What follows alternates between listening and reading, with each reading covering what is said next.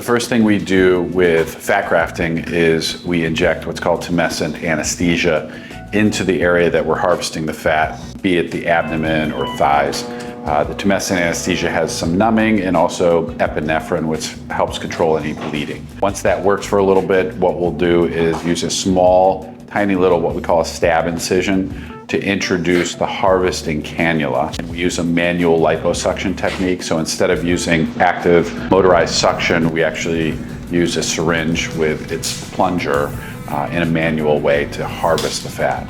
Once the fat is harvested, it is placed in a Luer lock bag, which allows for both washing of the fat, we use with something called lactated ringers, and filtering of the fat. So we filter it down into what's called micro fat, which is small particle fat that can be injected. Within that micro fat, there's also nano fat, which is not the fat cells themselves, but all the surrounding stem cells and things like that.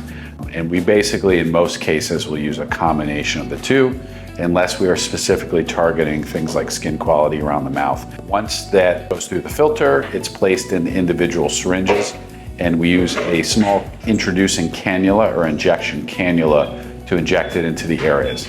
The injection technique I use is to place small aliquots or small parts of fat into different tissue layers so that those little particles or parts of fat will actually develop a blood supply and become part of the fat system in the face and add volume and improvement in quality in tissue and skin for the patient.